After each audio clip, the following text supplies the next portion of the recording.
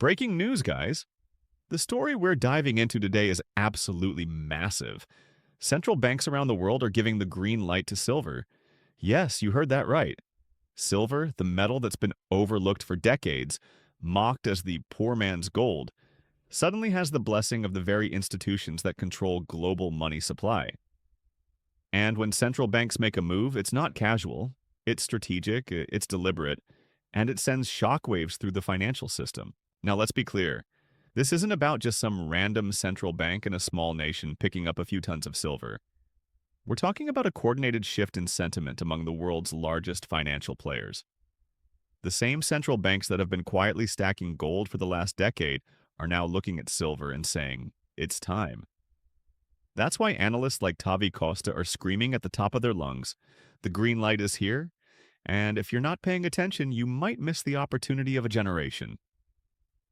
So, let's break it down. Why silver? Why now? And why does a move from central banks change everything? First, you have to understand the role of silver in history. For thousands of years, silver has been money. Empires rose and fell on silver coins. From the Roman denarius to the Spanish pieces of 8 that fueled global trade, silver wasn't just a shiny metal. It was the foundation of commerce. Even in the United States, the dollar was originally defined by silver. But in the 20th century, silver lost its monetary status. Gold became the central bank darling, while silver got pushed aside, used mostly for industry and jewelry. But here's the twist. Silver never lost its importance. It just changed roles. Today, silver is both money and industry. It's a hybrid asset. It's critical in solar panels, electronics, medical devices, and green technologies. And at the same time, it remains a store of value, especially when fiat currencies are under pressure. That dual role is what makes silver unique, and what makes central banks' interest in it so explosive. Now let's talk about timing. Why would central banks suddenly give the green light in 2025? Well, look around. Inflation is sticky. Interest rates are crushing economies. Debt levels are unsustainable. Currencies are wobbling. Nations like China, Russia, and India are openly challenging the US dollar's dominance. And gold? Gold has been quietly soaking up demand, hitting record highs. Central banks have been buying gold like maniacs for 14 straight quarters. But silver has been left behind, or so it seemed. What if silver is about to catch up? What if central banks have been deliberately suppressing silver's role until the right moment? Until they needed a second monetary metal to balance global reserves? That moment, my friends, might be now. Tavi Costa, who has been studying these cycles for years, believes silver is entering a once-in-a-generation breakout. He argues that when central banks move, they don't just nudge markets, they rewire them, and silver's wiring is about to be redone. Think of it this way. If gold is the king, silver is the knight. Gold guards wealth, silver attacks inflation. Gold is hoarded, silver is consumed. But when both move together, it signals not just fear of collapse, it signals a restructuring of money itself. And that's exactly the message behind this so-called green light. So, what happens next? Let's walk through it. Step 1. Central banks start accumulating silver quietly through proxies, ETFs, and direct purchases. They won't announce it loudly at first. They'll accumulate while prices are still low, while retail investors are distracted by Bitcoin, AI stocks, or meme coins. Step 2. Industrial demand collides with monetary demand. Solar panels, electric vehicles, and 5G networks already eat up more silver than miners can supply each year. Add central bank hoarding to that, and you get a supply squeeze like we've never seen before. Step 3. The price revalues violently. Silver isn't going to crawl higher in tiny increments. It's going to leap. It's going to shock people. $30 silver? That's nothing. $50 silver? Just the start. Tavi Costa and others are calling for triple-digit silver within this cycle. $100, $200, maybe more. And once central banks confirm they're in, retail will stampede in too. Step 4. Silver regains its role as money. This is the big one. Imagine a world where gold and silver together form the backbone of a new multipolar currency system. Imagine BRICS nations announcing silver as part of their reserves. Imagine CBDCs, central bank digital currencies, backed not just by fiat promises, but by hard assets, including silver. That's not science fiction anymore, that's the direction we're heading. But here's the kicker, most people are not ready for this. They don't own silver. They don't even think about silver. They're stuck in old narratives. Silver is boring, silver is dead, silver never moves. And yet, those same people will be blindsided when silver breaks out. So, let's zoom in. How do you, as an investor, or as someone just trying to protect your wealth, respond to this green light moment? Do you go all in? Do you buy coins, bars, ETFs, miners? Tavi Costa's view is clear. You don't wait for central banks to announce their moves. By the time they confirm, it's too late. The opportunity window is now. Let's also be honest here. Silver isn't a smooth ride, it's volatile. It shakes people out. It tests your patience. But volatility is the price of entry for life-changing gains. If silver does what gold has already done, if it catches up to gold's ratio, the upside is staggering. Historically, the gold to silver ratio averages around 16 to 1. Today, it's hovering around 80 to 1. That means silver is ridiculously undervalued compared to gold. If gold is at $2,500 an ounce and the ratio normalized, silver wouldn't be $30. It would be over $150. And if gold continues higher, say $5,000 or more, silver could easily be in the $300 to $400 range. Now imagine central banks quietly driving that revaluation behind the scenes. That's why the word green light matters. Because once the banks flip the switch, silver stops being a forgotten metal and starts being a global reserve asset again. And guys, this isn't just about numbers on a chart. It's about the psychology of money. For decades, people have trusted paper currency, digital balances, the illusion of stability. But when institutions like central banks start favoring metals again, real, tangible, unprintable metals, it changes how people think about money. It's a wake-up call. It tells the world, fiat is fragile and hard assets are the future. So when Tavi Costa says all in on silver, he doesn't mean gamble recklessly. He means recognize the signal. Recognize that we're standing at the edge of a monetary transformation. Recognize that what feels impossible today, triple-digit silver, may feel inevitable tomorrow. And here's the ultimate irony.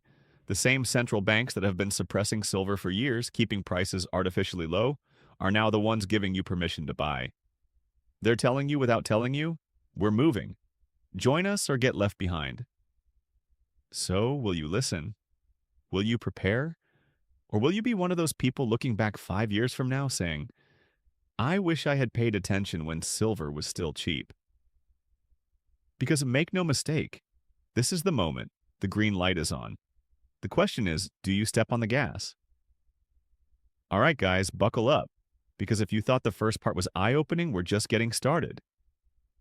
To really understand why central banks giving the green light to silver is historic, we need to step back and look at the big picture cycles. History has a funny way of repeating itself. Every few decades, money shifts. Empires rise, empires fall, currencies gain dominance and then collapse under their own weight. And in almost every single cycle, gold and silver step in as the reset button. This isn't theory, it's fact. Let's rewind to the 1970s.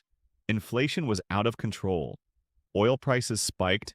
The US had just abandoned the gold standard in 1971, and people lost faith in paper money. What happened? Gold and silver exploded. Silver in particular went from under $2 to nearly $50 in just 9 years. That's a 2,400% move. Why? Because when confidence in the system breaks, silver becomes a panic button for regular people and an anchor for institutions. Fast forward to the 1980s and 1990s. Central banks and big banks pushed silver back down, manipulated futures, and flooded the market. Silver was shoved into the shadows while stocks boomed and the dollar regained strength. But every suppression has a cost, and every suppression eventually breaks. Now, let's compare that to today. Inflation is back, Currencies are wobbling, debt is monstrous, and geopolitical tensions are exploding. Sound familiar? It's not just similar to the 1970s, it's worse. Back then, global debt was manageable. Today, we're drowning in it. Back then, the dollar was strong and unchallenged.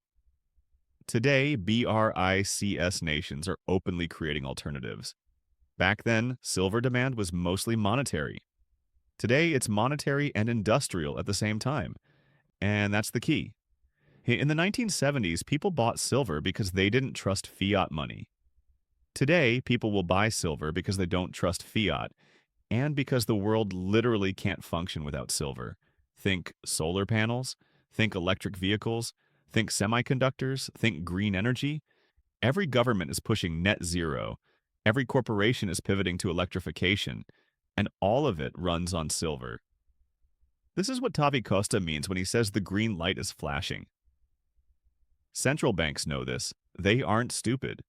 They see the supply-demand imbalance. They see miners struggling to keep up. They see industrial demand skyrocketing. And they see the dollar's dominance slipping. The question isn't whether silver will break out. The question is whether you'll own it before or after the breakout. Now let's dig into central bank behavior. For the past 15 years, central banks have been net buyers of gold. China has been stacking gold like crazy. Russia has been stacking gold. Turkey, India, Kazakhstan, you name it, they've been accumulating. Why? Because they know the US dollar's hegemony isn't forever. They're hedging. They're preparing. And while gold has been the primary focus, silver is the obvious next step. Why hasn't silver been in the spotlight sooner? Simple. Liquidity. Central banks need massive markets to move money around. Gold has that. Silver didn't. But now, with industrial demand tightening the market and investor interest growing, silver is becoming harder to ignore. Add to that the fact that gold is already at record highs, central banks are looking for the next undervalued hard asset. And silver fits the bill perfectly. Imagine this scenario. China announces that part of its reserves now include silver. Or BRICS nations launch a commodity-backed trade settlement currency that includes silver alongside gold. Overnight, the psychology of the market changes. Silver is no longer just an industrial metal or a collector's asset. It becomes part of the global monetary framework again. And when that happens, demand doesn't just rise, it explodes. Let's also talk numbers because numbers don't lie. Right now, global silver demand exceeds global silver supply every single year. The Silver Institute has reported repeated deficits, hundreds of millions of ounces shortfall. That means demand is literally eating up above-ground stockpiles. Investment coins, bars, ETFs, they're all competing with industrial buyers. Add central banks into that mix, and suddenly, silver shortages aren't just possible. They're guaranteed. And when shortages hit, prices don't politely inch up. They skyrocket. Think of it like this. Imagine a crowded theater with only one exit. Everyone is sitting calmly until someone yells, "Fire!" That's silver. Everyone ignores it until panic sets in, and then everyone rushes for the door at the same time. The green light from central banks is the equivalent of shouting, "Fire!" Only this time, it's not panic, it's opportunity. And guys, this is where retail psychology always screws people over. Most retail investors buy high and sell low. They wait until CNBC runs a headline. Silver hits $100. Then they FOMO in, right at the top. Don't be that guy. Don't wait for confirmation from the mainstream. If you believe the thesis, if you see the supply-demand math, if you understand history, then you act before the herd. That's how fortunes are made. But let's be real, this isn't just about silver. It's about the entire financial system creaking under its own weight. Central banks aren't buying silver because they love shiny coins. They're buying silver because they know the system is cracking. They're preparing for resets, for de-dollarization, for a new world order of money. Silver is a piece of that chessboard, and they're positioning before checkmate. Now, here's a question. Should you really go all in like Tavi Costa suggests? What does all in even mean? Does it mean 100% of your wealth in silver? No, not necessarily. What it means is stop underestimating silver. Stop treating it like a hobby investment. Treat it like the core strategic asset it is. If your portfolio has stocks, crypto, real estate, whatever, silver deserves a serious seat at that table. Not 1%, not 2%. Bigger. Why? Because asymmetric upside. Risk reward. The downside of silver is limited. The upside is life-changing. That's the definition of an asymmetric bet. And if you're thinking, but silver is boring, it doesn't move. Let me remind you, markets are boring until they're not. Silver traded sideways for years before the 1970s breakout. It traded sideways for years before the 2000s breakout. And guess what? Each time it exploded, it shocked the world. History doesn't repeat exactly, but it rhymes. And right now, the rhyme is deafening. Let me leave you with this thought. Imagine waking up one morning, opening your phone, and seeing headlines like, Global Silver Shortage Forces Prices Past $100, or BRICS Nations Announce Silver-Backed Settlement Currency, or Central Banks Accumulate Silver Reserves for First Time in History. Do you want to be reacting to that news, scrambling to buy overpriced silver? Or do you want to be smiling, knowing you saw it coming?